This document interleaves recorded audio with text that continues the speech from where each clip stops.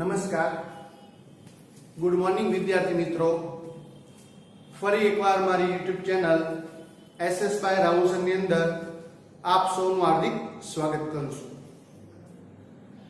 વિદ્યાર્થી મિત્રો, આપણે ચેપ્ટર નંબર 5 જે ધંધાકીય વ્યવસ્થાના અલગ અલગ આપણે સ્વરૂપોનો અભ્યાસ કરીએ છીએ, એમાં આજના ટોપિકની અંદર હિન્દુ અવિભક્ત કુટુંબ દ્વારા ચલાવાતો ધંધો, આપણે એના અલગ અલગ પ્રકારો જોવાના છે.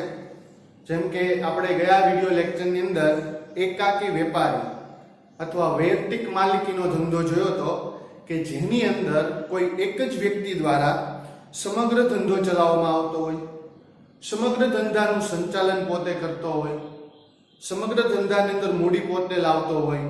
ઓછીની મૂડી લાવે તો તેની ચૂકવવાની જવાબદારી પોતાની ઉપર હોય, એટલે કે અમર્યાદિત જવાબદારી ધરાવતો હોય. જે આ ધંધો હતો એનો આપણે ગયા વિડિયો લેક્ચરની અંદર પરિચય મેળવ્યો હતો. આજના વિડિયો લેક્ચરની અંદર આપણે હિન્દુ અવિભક્ત કુટુંબની દ્વારા ચલાવાતા ધંધો એનો આજે આપણે અભ્યાસ કરવાના છીએ. તો સૌપ્રથમ હિન્દુ અવિભક્ત કુટુંબ એટલે કે હિન્દુ અનડિવાઇડેબલ ફેમિલી. હવે આપણે સૌ કોઈ જાણીએ છીએ કે પહેલાના સમયની અંદર બધા સાથે રહેતા, બરોબર, જોઈન્ટ ફેમિલીની અંદર રહેતા, એટલે આ પ્રકારનો ધંધો છે અસ્તિત્વમાં આવ્યો હતો. અત્યારે તમે જુઓ તો બધા સંયુક્ત કુટુંબમાં રહેતા નથી, બરોબર છે, ડિવાઇડેબલ ફેમિલીમાં હોય. પણ આ તો અનડિવાઇડેબલ ફેમિલી, જેને સંયુક્ત કુટુંબ કહેવાય, કે જે હજી પણ ઘણા બધા ગ્રામ્ય વિસ્તારોની અંદર અથવા શહેરો વિસ્તારની અંદર જોવા મળે કે જ્યાં 3 ભાઈઓ હોય તો બધા સાથે રહેતા, એટલે કે મોટું ફેમિલી ધરાવતા હોય. તો આ બહુ વેપારની શરૂઆતના સમયની અંદરની વાત છે કે જે હજી ચાલતો આવે છે, એટલે કે લાંબા સમયથી આ સ્વરૂપ છે એ અસ્તિત્વ ધરાવે છે. તો આજના વિડિયો લેક્ચરની અંદર આપણે જોઈએ હિન્દુ અવિભક્ત કુટુંબ દ્વારા ચલાવાતો ધંધો. તો સૌપ્રથમ આપણે એની પહેલા અર્થ ક્લિયર કરી લઈએ, પછી એની આપણે લાક્ષણિકતા જોશું કે કેવા પ્રકારનો ધંધો હોય છે. સૌપ્રથમ લાક્ષણિકતા, તો કે હિન્દુ કાયદા અનુસાર આ ધંધો વારસાગત મળે છે. હવે હિન્દુ કાયદો એટલે કે હિન્દુ લો, મુસ્લિમ લો, આ અલગ અલગ પહેલાના સમયની અંદર લો હતા કે જ્યારે કોઈ સંવૈધાનિક કાયદા હતા નહીં. આ એ સમયની વાત છે કે જ્યારે કોઈ કાયદાઓ અસ્તિત્વમાં ન હતા, પણ દરેક ધર્મો અનુસાર પોતપોતાના કાયદાઓ હતા. ત્યારની આ વાત છે. એટલે કે હિન્દુ કાયદો એટલે કે એ સમયની અંદર ત્યારે કોઈ સંવૈધાનિક કાયદાઓ નહોતા, ત્યારે હિન્દુ કાયદા અનુસાર વારસાગત ધંધો કહેવાય છે. તો ફર્સ્ટ ઓફ ઓલ આપણને તો ખબર જ હોય કે વારસાગત કોને કહેવાય, તો કે પેઢી દર પેઢી મળતું આવે, બરોબર છે. કે ભાઈ સમજો કે એક મકાન છે, તો મકાન છે પિતા છે એના સંતાનને આપે, એનો સંતાન છે એના સંતાનને આપે, આવી રીતના વારસાગત ચાલતું આવે. તે જ પ્રમાણે આ ધંધો છે એ પણ વારસાગત છે. મતલબ કે અહીં શું થશે, પેઢી દર પેઢી ધંધો આગળ વધતો જશે, બરોબર છે. અને જે કોઈ વ્યક્તિ હશે વડીલ, એ એમના સંતાનોને, પછી એ વડીલ બનશે એટલે એમના સંતાનોને, આવી રીતના ધંધો ચાલતો આવશે. તો હિન્દુ કાયદા અનુસાર આ ધંધો વારસાગત રીતના આપણને મળે છે. હવે એક વૈયક્તિક માલિકી અથવા એકાકી વેપારી પેઢી, એની અંદર આપણે જોયું હતું કે એમાં સભ્યો કોઈ નથી હોતા, માત્ર એક જ વ્યક્તિ હોય જે સમગ્ર ધંધો ચલાવતો હોય છે. અહીં જોઈએ કેટલા હોય, તો કે અહીં બધી વ્યક્તિઓ તેના શું થઈ જશે, સભ્યો થઈ જશે. બધી વ્યક્તિઓ મીન્સ કે સમજો કે ભાઈ એક ફેમિલી છે, બરોબર, એ ફેમિલીમાં એક ફાધર છે, એક મધર છે, બરોબર, અને 3 એના સન અથવા ડોટર છે.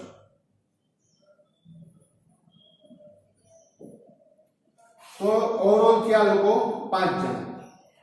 તો જ્યારે આપણે વૈયક્તિક માલિકીનો ધંધો જોયો તો એની અંદર શું હોય કે કોઈ એક જ વ્યક્તિ હોય, એક જ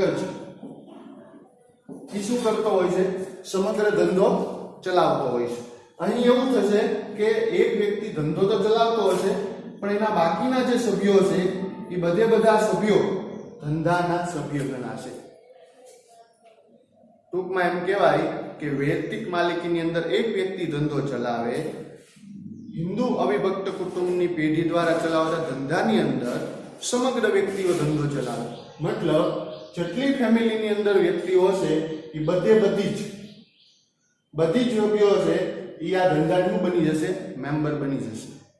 મતલબ આ ધંધાની શું ગણાશે, સભ્યો ગણાશે. હવે આપણે આગળ વાત કરીએ કે મેન વસ્તુ છે વહીવટ, સંચાલન. તો વૈયક્તિક માલિકીમાં જે એક વ્યક્તિ તો એ જ શું કરશે, સમગ્ર ધંધાનું સંચાલન. તો અહીં જો કે ભાઈ સંચાલન કરવા માટે વ્યક્તિ જોવે તો અહીં પણ વહીવટ છે એ કોના હાથમાં હશે, વડીલના હાથમાં હશે. કોના હાથમાં હશે, વડીલના હાથમાં હશે. તો ચાલો આપણે કહીએ કે ભાઈ મેલ ફિમેલ નથી જોતા પણ વડીલ કોને કહેવાય, તો કે દાખલા તરીકે સમજીએ કે એક એ 60 વર્ષ હોય, એક 55 હોય, બરોબર છે, એક 50 હોય, પછી એક 48 હોય, એક 44 હોય. તો સમજો કે આની વય સૌથી વધુ છે, સૌથી વધુ વય ધરાવે છે, બરોબર. એટલે હિન્દુ ધર્મ અનુસાર આને શું કહેવાય, વડીલ કહેવાય, બરોબર. એટલે આ જે વ્યક્તિ સૌથી વધુ ઉંમર ધરાવે છે, સૌથી વધુ ઉંમર અથવા વય, તો ઈ ગુણ બનશે વડીલ. તો વહીવટ સી કોના હાથમાં રહેશે, તો કે વડીલના હાથમાં વહીવટ રહેશે, જેને શું કહેવાય, કર્તા. આ મોસ્ટ ટાઈમ આ તમને પરીક્ષામાં પૂછાઈ પણ શકે કે કર્તા એટલે શું, બરોબર છે. તો તમારે યાદ રાખવું પડે કે ભાઈ કર્તા કોને કહેવાય. તો કર્તા એટલે અવિભક્ત કુટુંબ, હિન્દુ અવિભક્ત કુટુંબ દ્વારા ચલાવતા ધંધામાં જે વહીવટ કરે તેને શું કહેવાય, કર્તા. મતલબ મુખ્ય વહીવટી કર્તા, મુખ્ય વહીવટી વડીલ હોય એને શું કહેવાશે, કર્તા કહેવાશે, બરોબર છે. બાકી બધા એના શું ગણાશે, સભ્યો, મેમ્બર બધા હશે, પણ જેના હાથમાં મુખ્ય વહીવટ હશે, જે મુખ્ય સંચાલન કરતા હશે એને કયા નામે ઓળખવામાં આવે, કર્તા, બરોબર.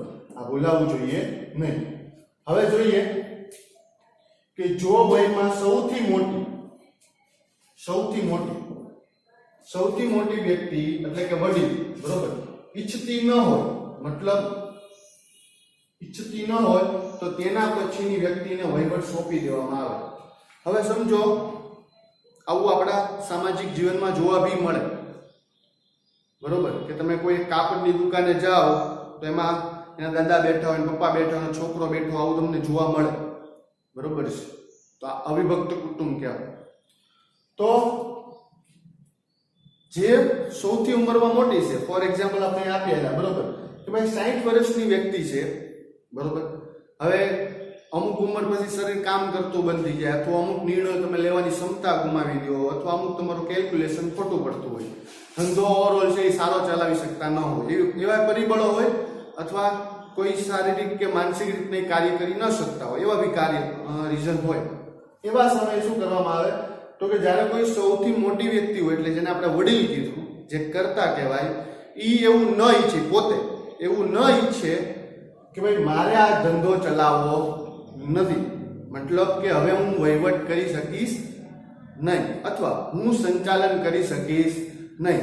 તો ત્યારે શું કરવામાં આવે, તો કે જે વ્યક્તિ મોટી હોય એના પછીની વ્યક્તિ, એના પછીની એટલે સમજો કે આની ઉંમર 60 છે, તો આની ઉંમર કેટલી છે, 55. તો આની પછી આ થઈ, તો આ વ્યક્તિ છે એને શું સોંપી દેવામાં આવશે, વહીવટ. આ વડીલ છે એને ના પાડી કે ભાઈ હું આ ધંધો કરી શકીશ નહીં, એટલે એની પછીની વ્યક્તિ, એટલે આને ન મળે, કેમ કે આની પછીની વયમાં મોટી ઉંમરની વ્યક્તિ આ છે 55, એટલે એને ધંધો છે સોંપી દેવામાં આવે છે, બરોબર છે. તો આ હતો હિન્દુ અવિભક્ત કુટુંબનો પરિચય, બરોબર. બહુ સિમ્પલ અને સરળ છે. વૈયક્તિક માલિકીમાં એક જ વ્યક્તિ દ્વારા ધંધો ચલાવાય, જ્યારે હિન્દુ અવિભક્ત કુટુંબની અંદર સમગ્ર વ્યક્તિઓ દ્વારા ધંધો ચલાવાય, પણ વહીવટ જે કરે એને શું કહેવાય, કર્તાના નામે ઓળખવામાં આવે છે. પરંતુ જો કર્તા છે એ વહીવટ કરવા ઈચ્છતી ન હોય તો એની પછીની ઉંમરની જે વ્યક્તિ હોય એને ધંધો સોંપી દેવામાં આવે છે. બરોબર છે. તો આ પ્રકારે છે એ કાર્ય કરવામાં આવતું હોય છે.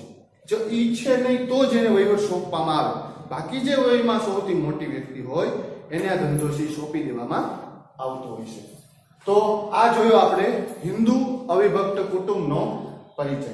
હવે આપણે એની અમુક એવી લાક્ષણિકતાઓ છે કે ભાઈ કેવો પ્રકારનો હોય અથવા કેવો હોય, કેવી હોય એવી બાબતો છે એનો આપણે પરિચય મેળવીએ. બરોબર છે.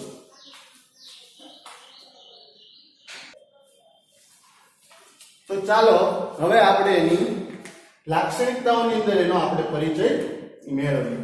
તો સૌપ્રથમ એની લાક્ષણિકતા છે કે ભાઈ કાયદા દ્વારા અસ્તિત્વમાં આવે છે. બરોબર. હવે હિન્દુ અવિભક્ત કુટુંબ ધંધો છે એ અસ્તિત્વમાં કેવી રીતના આવે તો કે એ અસ્તિત્વમાં આવે કાયદા દ્વારા. કયો કાયદો તો કે હિન્દુ કાયદો. બરોબર.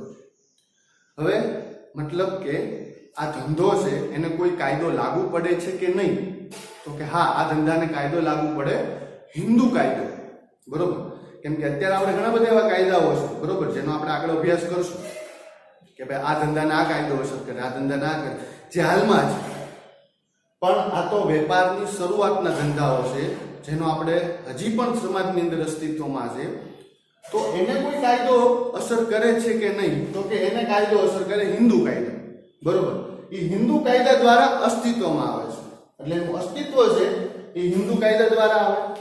પછી આપણે વાત કરીએ સંચાલન, મતલબ મેનેજમેન્ટ કોણ કરશે તો કે જે વ્યક્તિ કુટુંબની વડીલ વ્યક્તિ હોય. મેં આની પહેલા તમને કીધું કે આમાં ઉંમર જોવાની છે કે ભાઈ ઉંમરની દ્રષ્ટિએ કોણ મોટું છે. તો કે અહીંયા આપણે એક એક્ઝામ્પલ લખ્યું છે કે ભાઈ 60 વર્ષ, 55 વર્ષ, 50 વર્ષ, 48 વર્ષ, 44 વર્ષ.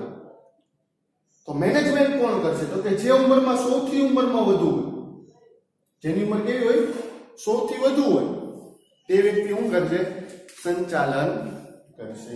સંચાલનની જે વાત છે એની અંદર કુટુંબની જે વડીલ વ્યક્તિ હોય જેને આપણે કેવા નામે ઓળખીએ છીએ કર્તાના નામથી ઓળખીએ છીએ એ શું કરશે ધંધાનું સંચાલન. આ બાબત તમને સમજાણી બહુ સ્પષ્ટ છે. જેની ઉંમર ફેમિલીની અંદર જેની ઉંમર સૌથી વધુ હોય જેને આપણે વડીલ કહીએ તે આ ધંધાનું શું કરશે સંચાલન. જેને આપણે કયા નામે ઓળખીએ છીએ કર્તાના નામે ઓળખીએ છીએ. તો આ એક બાબત ક્લિયર થઈ. હવે આપણે વાત કરીએ કાર્યક્ષેત્ર. તો કે આનું કાર્યક્ષેત્ર સ્વતંત્ર છે. બરોબર. એક આપણે વાત કરી હતી વૈયક્તિક માલિકીની. તો કે વૈયક્તિક માલિકીની અંદર કાર્યક્ષેત્ર સ્વતંત્ર. હવે વાત કરીએ હિન્દુ અવિભક્ત કુટુંબ, હિન્દુ અનડિવાઇડેબલ ફેમિલી. તો કે એનું કાર્યક્ષેત્ર પણ સ્વતંત્ર છે. હવે એક વડીલ છે જે સમગ્ર ધંધાનું શું કરે છે સંચાલન, મેનેજમેન્ટ, વહીવટ પોતે કરે છે. તો આપણે આમાં એવું બી જોયું હતું કે સમગ્ર પરિવારના સભ્યો ગણાશે. આ ધંધાના સભ્યો સમગ્ર પરિવારના વ્યક્તિઓ ગણાશે. તો જ્યારે બધી જ વ્યક્તિઓ ધંધાના સભ્યો હોય ત્યારે કાર્યક્ષેત્રની બાબતમાં શું થશે તો કે દરેક સભ્યો છે એ આના મેમ્બર ગણાશે પણ એને દરમિયાનગીરી કરવાનો કોઈ હક મળતો નથી. મતલબ સમજો કે આ 5 અલગ અલગ વ્યક્તિઓ છે, બરોબર, અને વડીલ જેને આપણે કર્તા કહીએ એના દ્વારા વહીવટ થાય છે. એને કોઈ એવો નિર્ણય લીધો, બરોબર છે, એના કામ અનુસાર એને કોઈ એવો નિર્ણય લીધો તો બાકીના દરેક સભ્યો છે એને માન્ય રાખવાનો. જે વડીલ દ્વારા નિર્ણય લેવાય એમાં બાકીના સભ્યો કોઈ દરમિયાનગીરી એટલે કે દખલગીરી કરી શકતા નથી. એવો એને આ ધંધાની અંદર હક પ્રાપ્ત થતો નથી હોતો.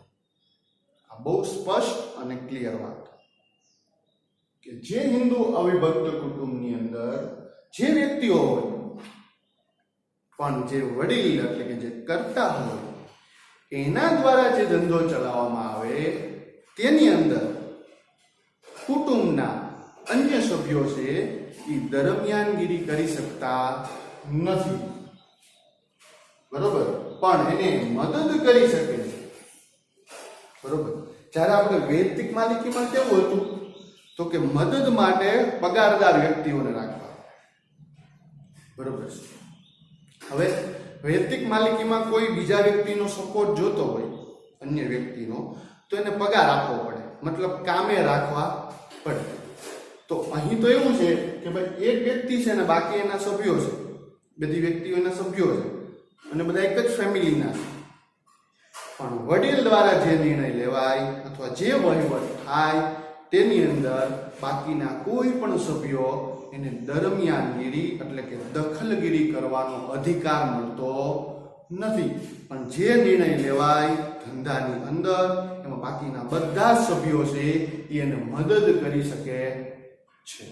એટલે મદદ કરવાની વાત આવે તો એ થઈ શકે છે, પણ આની અંદર કોઈ પણ વ્યક્તિઓ છે એ દખલગીરી કરી શકતા નથી. માત્ર ધંધાની અંદર જે નિર્ણય લેવાય છે એના અનુસાર એ મદદ કરી શકે છે. બહુ સ્પષ્ટ વાત છે. આગળ જોઈએ કે જે કાંઈ નિર્ણયો લેવાશે એની સામે કુટુંબના અન્ય વ્યક્તિઓ કોઈ પણ પ્રકારનો વાંધો ન લઈ શકે. નકર એવું થાય કે સમજો કે ભાઈ ભાગીદારી પેઢી છે, બરોબર, એની અંદર 10 સભ્યો છે, એમાં કોઈ સભ્ય દ્વારા નિર્ણય લેવાનો અને એની અંદર 8 સભ્યો છે સહમત થયા, પણ 2 સભ્યો વાંધો ઉઠાવી શકે અને નિર્ણય ન લેવાય. પણ હિન્દુ અવિભક્ત કુટુંબની અંદર બધા સભ્યો મેમ્બર ખરા, બધી જ વ્યક્તિઓ સભ્ય ખરા, પણ વડીલ એટલે કે કર્તા દ્વારા જે નિર્ણય લેવાય તેની અંદર અન્ય કોઈ પણ સભ્યો છે એ વાંધો ઉઠાવી શકતા નથી હોતા. એટલે બહુ અહીંયા હિન્દુ કાયદા અનુસાર આ ધંધાને બહુ સ્પષ્ટ કરી દેવામાં આવ્યો છે કે કઈ રીતના ધંધો છે એ સમગ્ર ધંધો ચાલશે, કેવા નિયમો રહેશે અને કેવી રીતના ચલાવી શકાશે, બરોબર. એટલે કે કાયદા દ્વારા અસ્તિત્વમાં આવે, સંચાલન કર્તા દ્વારા થાય, કાર્યક્ષેત્ર કેવું રહેશે? સ્વતંત્ર. નિર્ણયો લેવાય છે એ કર્તા દ્વારા લેવાશે, અન્ય વ્યક્તિ વાંધો નહીં લઈ શકશે કે દરમિયાનગીરી કરી શકશે નહીં. આ બહુ સ્પષ્ટ છે. હવે આપણે એ જોવું છે કે ભાઈ દરેક ધંધાની અંદર સભ્યપદ મેળવવાનું, મતલબ મેમ્બર થવાનું અને મેમ્બરશીપ લેવાની હોય છે. તો આ ધંધાની અંદર મેમ્બર કઈ રીતે બની શકાય અથવા સભ્યપદ મેમ્બરશીપ કઈ રીતે લઈ શકાય એની ચર્ચા કરી. તો કે આ ધંધાની અંદર સભ્યપદ કેવી રીતના મળશે? તો કે જેનું જન્મ સાથે, જન્મતાની સાથે જેને શું મળી જશે? સભ્યપદ. હવે જો HUF હિન્દુ અવિભક્ત કુટુંબ, આ કુટુંબની બધી વ્યક્તિઓ દ્વારા ચલાવાતો હોય, બરોબર. એટલે સમજો કે એમાં કોઈ એવું બાળક હોય કે જેની ઉંમર 15 વર્ષ હોય, 5 વર્ષ હોય અથવા 1 દિવસ,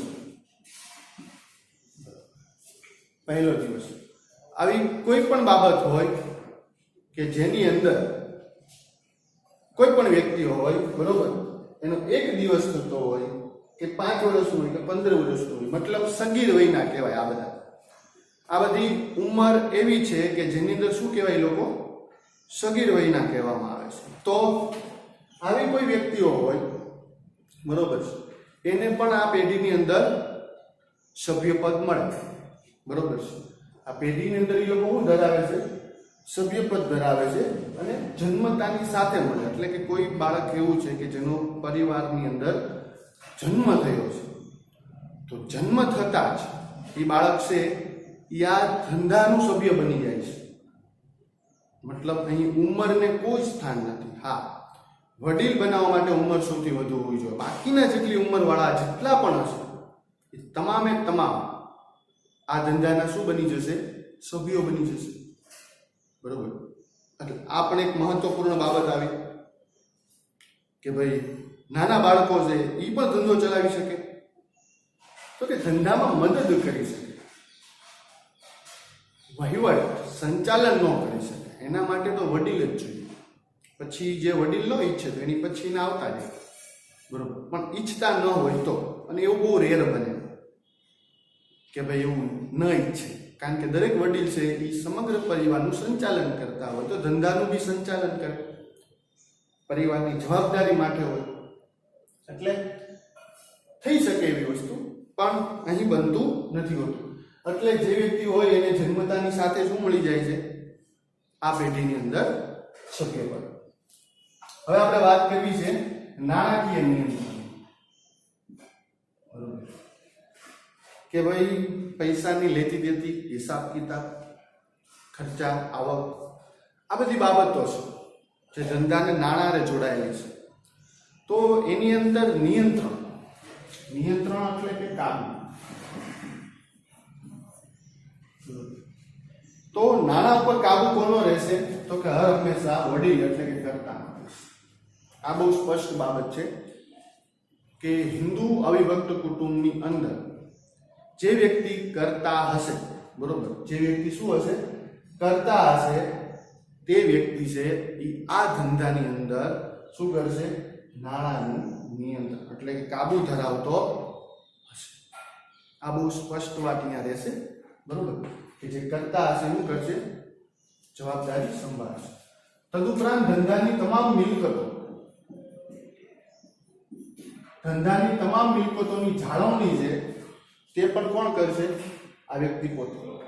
બરોબર, મતલબ સમગ્ર ધંધાનું સંચાલન, સમગ્ર ધંધાનો વહીવટ વડીલ એટલે કે કર્તા દ્વારા થાય છે.